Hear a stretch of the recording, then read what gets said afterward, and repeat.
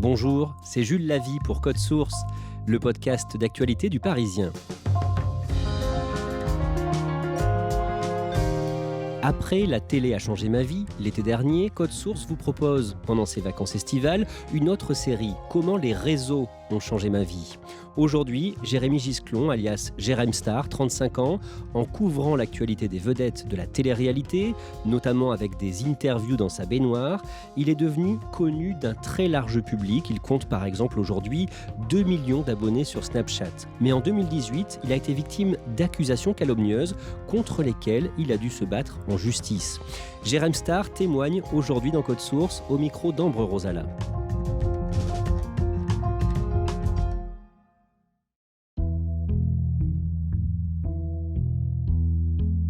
Jérém Star m'accueille chez lui, dans le 16e arrondissement de Paris, où il vit seul.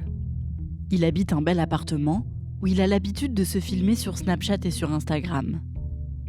Jérémy Gisclon est né le 4 janvier 1987, à Lyon, dans le Rhône, où il grandit. Il est fils unique et est élevé par son père, maquettiste pour le journal local Le Progrès, et par sa mère, qui travaille dans les ressources humaines. Dans ma famille, on a été très pudique tout au long de ma vie, de mon éducation, tout ça. Donc c'est vrai qu'avec mes parents, on s'est jamais dit je t'aime. C'est quelque chose qui, je pense, petit à petit a commencé à me manquer dans ma vie. Et c'est vrai que pour combler un petit peu ce manque affectif, j'avais ce besoin un petit peu d'amuser la galerie et de me faire remarquer, on va dire.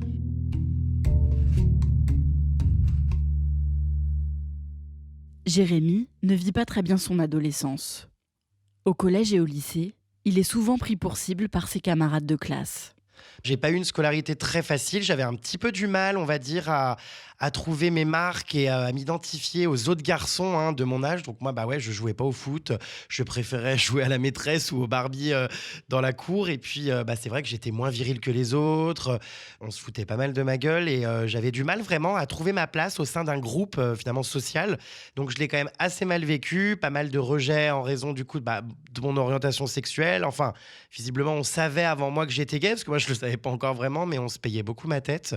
Donc voilà, ça s'est pas très très bien passé, pas mal d'isolement, peu d'amis, beaucoup de repli sur soi-même. Je me rappelle avoir mangé le midi des fois des sandwichs dans les toilettes pour pas me retrouver tout seul à table à la cantine. Enfin franchement, c'était pas des bons souvenirs. Aller à l'école n'était pas une partie de plaisir et ça m'angoissait plus qu'autre chose en fait.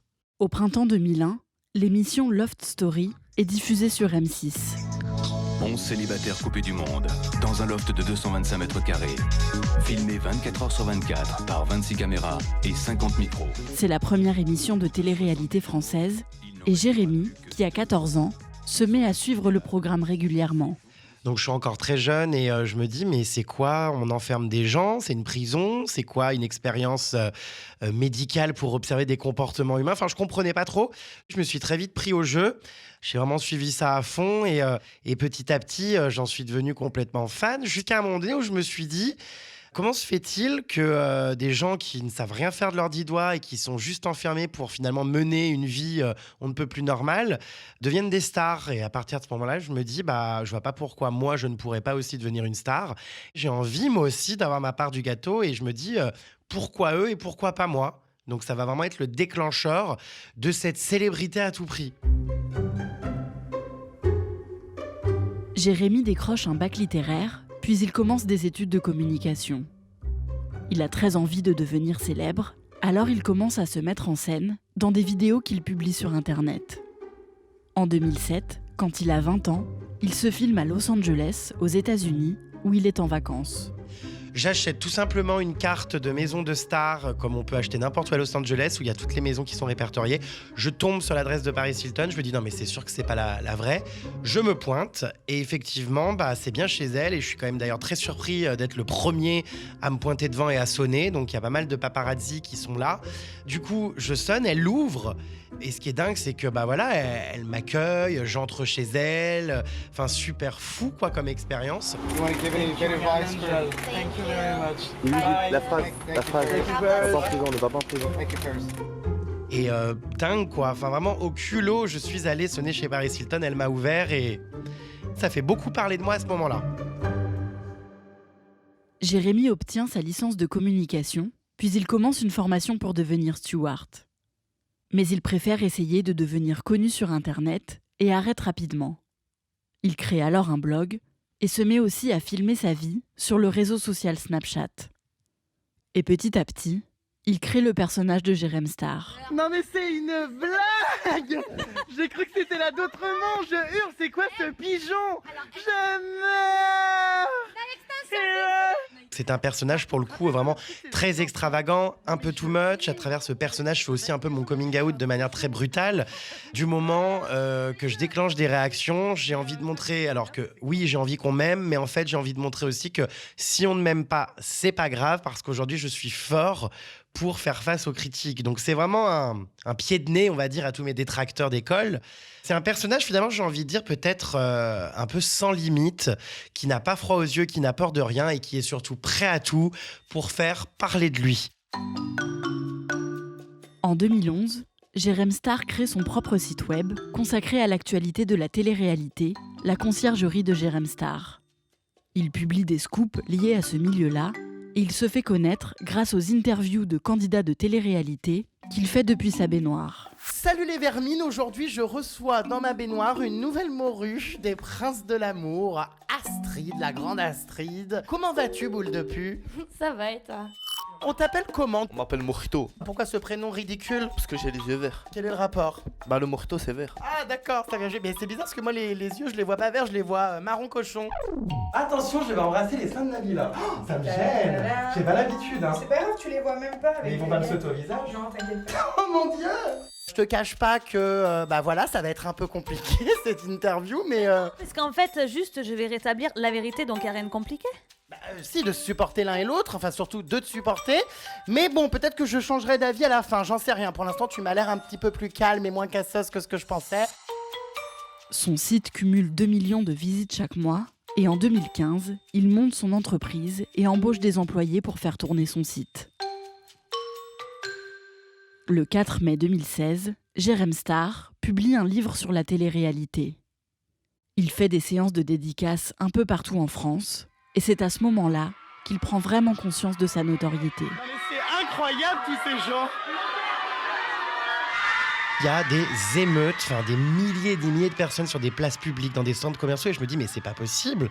Ces gens d'internet existent donc réellement, et c'est là que je prends conscience de la folie. Donc sans m'en rendre compte, je deviens une personnalité que tous les jeunes suivent. Je suis vraiment la personne que les ados suivent parce que je suis le seul à parler de télé-réalité. Sur mon domaine, je suis vraiment... Il n'y a personne d'autre. Et donc, c'est assez dingue. Et petit à petit, au-delà de ce que je balance sur la télé-réalité, je vais commencer à lancer, entre guillemets, ma propre télé-réalité, finalement, sur mon compte Snapchat. Et donc ça, c'est vraiment l'explosion, puisque je vais filmer mon quotidien avec mes amis, avec les gens de télé-réalité, tout ça, avec des personnages récurrents. Et les gens suivent vraiment ça comme une série. Ça résonne là-dedans, c'est pareil dans des chiottes. Bref, les vermines, je suis sous la douche. Et donc, dédicace forcément à ma beurette orange. Je hurle, regardez la couleur des murs. Non mais je hurle, mais ouais. Oh, j'adore. C'est mon journal intime numérique, en fait. Je me confie toute la journée, je filme tout ce qui m'arrive. Je partage totalement tout jusqu'à mes toilettes, quoi. Jérém Star cumule plus de 2 millions d'abonnés sur Twitter et Instagram, et en 2016, il est la personnalité française la plus recherchée sur Google. Le samedi 4 février 2017, il est invité sur le plateau de Salut les Terriens, l'émission de Thierry Ardisson sur la chaîne C8, pour parler de son livre. Si vous avez plus de 25 ans, vous ne connaissez certainement pas Jérém Star. Il est pourtant l'idole de centaines de milliers d'adolescents, les Jérém Starlet. Journaliste spécialiste de télé-réalité, vous êtes Jérém Star, le Paris Hilton français. Vous êtes suivi par 1,3 million d'ados sur YouTube et vos vidéos sont vues jusqu'à 7 millions de fois. Voilà. Consécration ultime, parce que c'est vrai que moi, Ardisson, mon père, mes parents regardaient cette émission quand j'étais petit. Je me dis, waouh, j'y vais en tant qu'invité. Du coup, je réponds aux questions, tout ça. C'est vrai que je m'en sors plutôt bien, même face à Laurent Baffy qui ne me clash pas. Enfin, tout le monde est un petit peu sur le cul, on va dire, en voyant un jeune, parce que je suis encore jeune, balancer comme ça sans avoir peur de rien. J'ai ringardisé sans me vanter, la presse People, puisque avec la périodicité, etc., moi je balance tout. Closer à côté de vous, c'est rien. C'est de la grosse merde. En plus, alors, il me plagie toute la journée. Vrai. Il me pompe toute la journée, il me vole mes titres, j'en peux plus. Quelques semaines après, la production de Thierry Ardisson me rappelle en me proposant de devenir chroniqueur dans la nouvelle émission qui débarque à la rentrée. Donc là, c'est incroyable, quoi. Je suis le seul de ce milieu, parce que malgré tout, même si je ne fais pas de télé-réalité, je suis assimilé à un milieu qui n'est pas pris au sérieux. J'ai vraiment l'impression de franchir un niveau supérieur et de rendre enfin fiers mes parents, parce que passer d'une baignoire de télé-réalité à parler de chirurgie esthétique et de drogue sur des tournages à une émission de Thierry Ardisson, là, mes parents, ça y est, elles peuvent s'identifier, se dire « Waouh, on est fiers de notre fils, il fait plus le singe dans une baignoire, quoi ». En septembre 2017, Jérém Star rejoint donc l'équipe de Thierry Ardisson pour faire une chronique dans sa nouvelle émission, Les Terriens du Dimanche, toujours sur C8. Je travaille énormément parce que j'ai beaucoup plus de retard, on va dire, que les autres chroniqueurs qui sont des intellos, des adultes, des avocats. Voilà, moi je sors de mon milieu de télé-réalité où pendant des années, je me suis coupé de la réalité de la société et du monde. Donc je ne connais rien à rien. Je découvre les ordonnances Macron. Je découvre plein de choses qui feraient bien de me concerner. Donc je vais énormément travailler. C'est-à-dire que l'émission, elle ne se tourne qu'une seule journée. Mais moi, 3-4 jours avant, je bosse mes fiches, je prépare mes fiches, je me documente. Franchement, je révise le bac presque. Et puis, j'arrive bien à maîtriser mes sujets. Je vais même me retrouver à un moment donné, sur le plateau, face à des hommes politiques, genre Castaner. Je lui fais un genre de QCM en mode jeune et jolie sur son amour pour Macron. Des situations vraiment lunaires. Bravo Christophe Castaner, vous venez de répondre au questionnaire en ligne de version féminin, amoureuse ou pas. Donc félicitations, je vous annonce que vous êtes complètement accro à 73%. C'est vraiment le rêve de ma vie. Et là, j'atteins un stade où je me dis, je pourrais pas aller plus haut, je pense pas. Il y aura pas mieux. Ardisson, pour moi, c'est vraiment le pic de ma carrière. En janvier 2018, quand il a 31 ans, Jérém Star est chez lui quand il reçoit des dizaines de messages de la part d'amis et de connaissances qui lui disent qu'une vidéo de lui est en train de circuler sur les réseaux sociaux. Je suis tranquillement chez moi, dans mon appartement à Paris, et je découvre une vidéo intime de moi qui circule, balancée par un jeune homme que je ne connais absolument pas, qui se présente comme quelqu'un voulant devenir le nouveau Jérém Star, voulant prendre un peu ma place. J'ouvre un snap, 2 snaps, 3 snaps. Les réseaux sociaux sont envahis de cette vidéo intime que je n'arrive d'ailleurs même pas à resituer. Je ne sais pas de quand elle date. A priori, je suis mineur dessus. Bon, bref, ça m'embête un peu. Et puis, ça tombe assez vite aux oubliettes, cette histoire, parce que 2 jours plus tard, ce sont des choses bien plus graves qui m'éclaboussent. Je découvre alors qu'un ami à moi qui fait donc à ce moment-là partie de mon quotidien, des personnes que je filme au quotidien dans mes stories, tout ça, utiliserait mon nom pour draguer des personnes mineures. Bien évidemment, je ne suis pas au courant de ça. Tout un tas de choses commencent à sortir. Et ça va être terrible puisque mon cyberagresseur, celui qui balance donc cette vidéo intime, va pendant des semaines me traiter de pédophile, m'insulter, balancer des choses horribles à mon sujet sur des réseaux divers et variés. Quand son compte Instagram saute, c'est le compte Snapchat qui est recréé, puis finalement il saute, donc c'est une chaîne YouTube, et puis après c'est un Tumblr. Tous les réseaux sociaux, donc c'est un vrai harcèlement numérique. Et puis très rapidement, en fait, cette histoire qui n'est pas la mienne va porter mon nom et je me retrouve donc lynché sur la place publique puisque de celui qui a un ami qui utilise son nom, je passe à celui qui est responsable. Donc je deviens un pédophile. Il y a des plaintes qui sont déposées contre moi pour viol alors que ce sont des personnes que je n'ai jamais vues de ma vie. En fait, c'est un vrai emballement médiatique. Tout le monde veut me faire tomber. Des couvertures de magazines ignobles avec ma tête en gros plan, avec écrit réseau pédophile, réseau de prostitution. Enfin, des mots abominables, alors qu'évidemment, jamais je me suis livré à ce genre de choses. Je deviens persona non grata, du jour au lendemain, et je passe de tout, en fait, à rien. Tout s'écroule. Jérém Star décide de ne pas prendre la parole sur ses réseaux sociaux et il porte plainte pour diffamation et pour harcèlement contre le blogueur à l'origine de la polémique. Dans les jours qui suivent, son adresse fuite sur les réseaux sociaux et des personnes viennent sonner chez lui en pleine nuit pour l'insulter et le traiter de pédophile. Jérémy est obligé d'aller s'isoler dans l'appartement d'un ami avec son compagnon sans pouvoir sortir. Je me retrouve à m'ennuyer, donc en fait, je ne sais pas ce que ça veut dire. Je découvre Netflix, je ne connaissais pas, je n'avais jamais eu le temps de regarder une série. Je regarde des films, mais j'arrive pas à me concentrer, je pleure, je fais des malaises, je perds du poids, je m'écroule. Je deviens fou, je fais les 400 pas dans l'appartement donc d'un ami. Les journées sont interminables.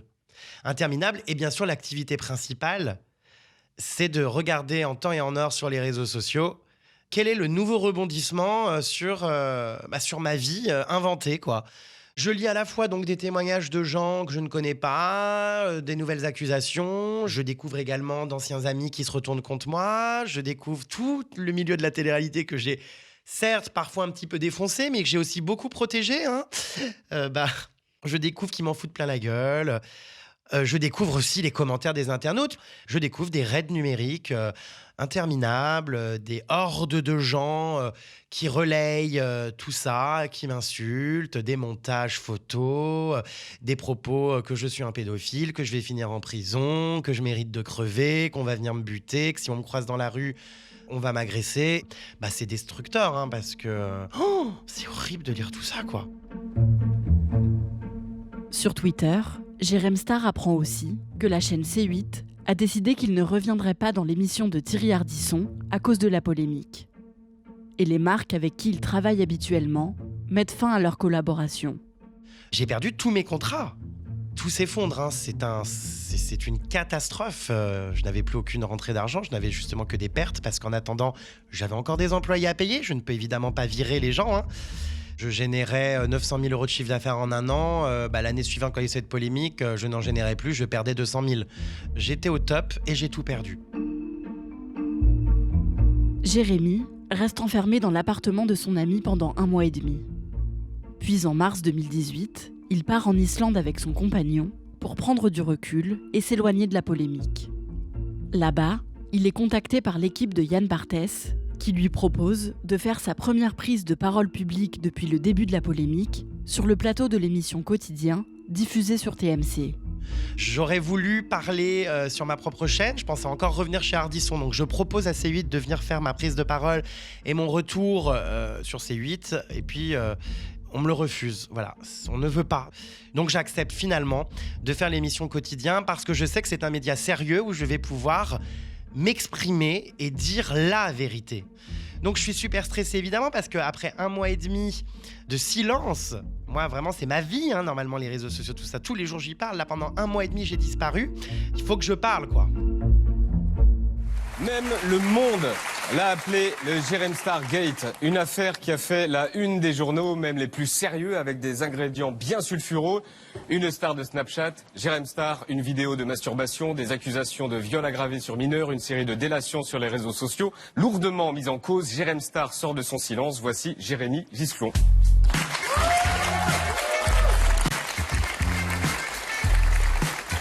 Bonsoir, bienvenue. Est-ce que vous avez déjà utilisé votre notoriété pour permettre à Pascal Cardona de rencontrer des mineurs? Jamais. Et puis, de toute façon, vous doutez bien que si j'avais appris que mon nom ait pu servir d'appât, je ne l'aurais jamais toléré. Je suis vraiment le premier à encourager la liberté de la parole, la liberté de dénoncer des choses. J'encourage, si toutefois il y a des victimes réelles et non pas des affabulateurs, à se manifester auprès des autorités compétentes et certainement pas dans les colonnes des journaux ou sur Internet. Voilà, c'est quelque chose qui n'a jamais eu lieu. Je n'ai jamais participé à des choses de ce genre. Je sais d'ailleurs même pas pourquoi on croit ça sort d'où? Des réseaux sociaux, de toute cette merde, comme d'habitude. Tout se passe très bien, Yann Barthès est très bienveillant et je suis très content de ce passage. Et le lendemain, je reprends mes stories Snapchat comme si de rien n'était, ça y est, c'est reparti.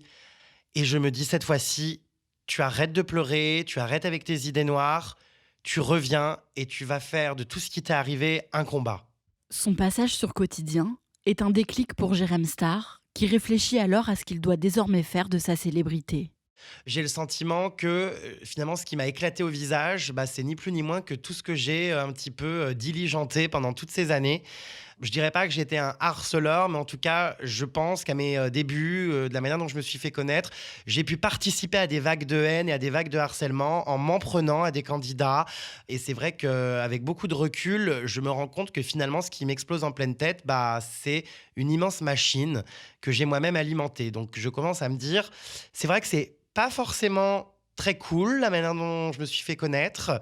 Donc, on va rectifier le tir aussi. Je vais changer. C'est plus possible pour moi de donner la parole à des gens qui vont s'insulter dans mes baignoires. C'est plus possible pour moi de me mêler de la vie de Pierre-Paul Jacques. J'entreprends un changement radical. Aujourd'hui, je vais aider ceux qui souffrent de harcèlement. Donc, je lance une plateforme de lutte contre le harcèlement pour que toutes les victimes viennent en parler de manière anonyme, où je mets des ressources en ligne sur comment se faire aider, comment survivre. J'arrive à survivre avec cette entraide et à transformer ce négatif en positif. Qui mieux que moi, franchement, pour combattre ce fléau? J'ai été des deux côtés, donc je le maîtrise parfaitement. Aujourd'hui, j'avais envie de vous faire un petit reportage et de vous emmener avec moi dans les locaux du 30-20, vous savez, ce numéro que vous pouvez appeler si vous subissez du harcèlement scolaire. Voilà, après ça, Jérém Star existe toujours, mais c'est un Jérém Star changé. J'ai l'impression que c'est un Jérém Star qui a pris 15 ans dans la tête. Et je change beaucoup de choses. Je change mon champ lexical, la manière dont je m'adresse aux gens, ma manière de travailler. C'est comme si j'étais devenu adulte. Je garde évidemment le côté que les gens aiment, très rigolo, un petit peu corrosif, c'est un petit peu mon ton, c'est ce qui me caractérise, mais franchement, on n'est plus du tout sur le même. Ce personnage outrancier et même, je dirais, vulgaire et sans limite devient beaucoup plus raisonné et avec surtout un vrai combat. Pour la première fois de ma vie, j'ai un combat politique. Jérém Star continue de faire des vidéos sur sa chaîne YouTube, mais il s'éloigne du monde de la télé-réalité. Et en septembre 2019, il monte un one-man show, Jérém Star enfin sur scène, et part en tournée dans toute la France. Le 17 juin 2021, il apprend que les plaintes qui ont été déposées contre lui sont classées sans suite.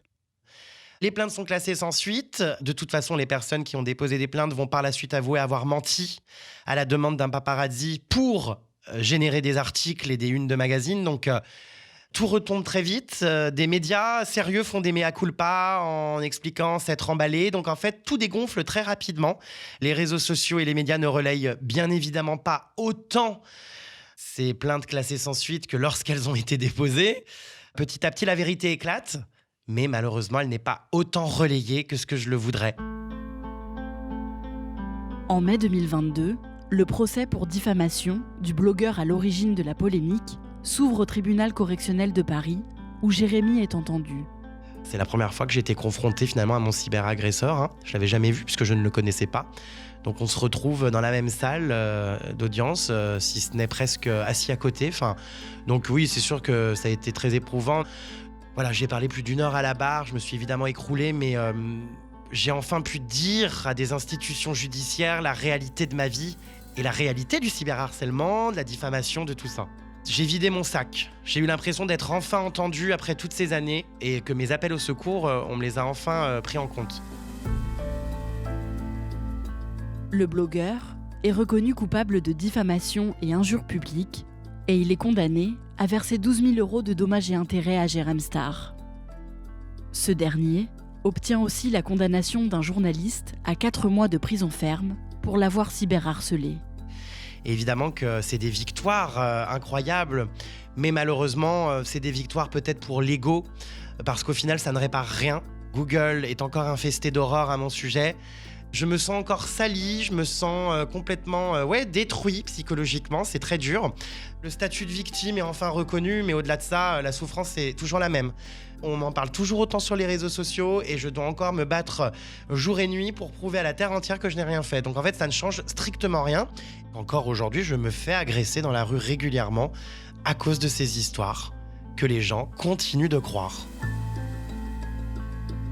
Aujourd'hui, je hais les réseaux sociaux, mais je n'ai pas le choix de continuer à y travailler parce que ce serait encore donner raison à ceux qui ont voulu m'empêcher d'y exercer. Donc, c'est à la fois l'enfer pour moi, comme c'est à la fois un endroit où je peux faire des chouettes choses. C'est très particulier. Donc voilà, on s'accroche et puis la vie continue.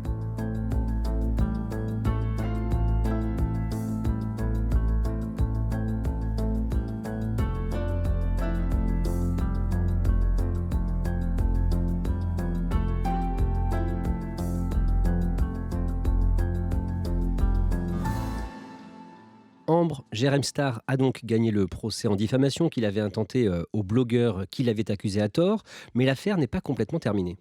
Non, c'est pas encore tout à fait terminé. Déjà, le blogueur qui a été condamné pour diffamation a fait savoir qu'il comptait faire appel. Et surtout, il y a un deuxième volet dans cette affaire, puisque Jérém Star avait aussi porté plainte pour harcèlement contre ce blogueur. Et il attend toujours que ce volet de l'affaire soit jugé. Qu'est devenu son ami dont on parlait dans le sujet, Pascal Cardona, qui a donc utilisé son nom pour approcher des hommes parfois mineurs? Alors, il a été condamné à 2 ans de prison pour agression sexuelle sur mineurs. Il avait été accusé donc en 2018 d'avoir invité des jeunes de 15 ans à des soirées alcoolisées chez lui et d'avoir utilisé le nom de Jérém Star pour arriver à ses fins. Aujourd'hui, comme on l'a dit dans le sujet, toutes les plaintes contre Jérém Star ont été retirées et l'affaire a été classée sans suite. Mais Jérém Star a complètement coupé les ponts avec lui et ils ne sont plus du tout amis. Aujourd'hui, Jérém Star a changé de ton dans ses vidéos. À quoi elle ressemble ?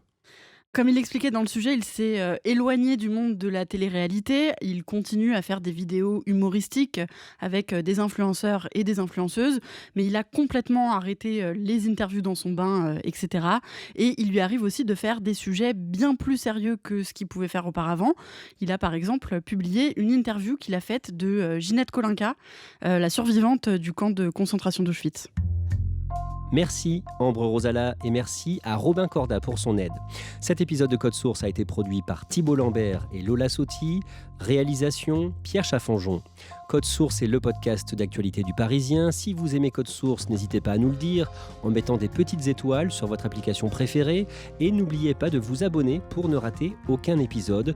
Au nom de toute l'équipe, je vous souhaite un très bel été.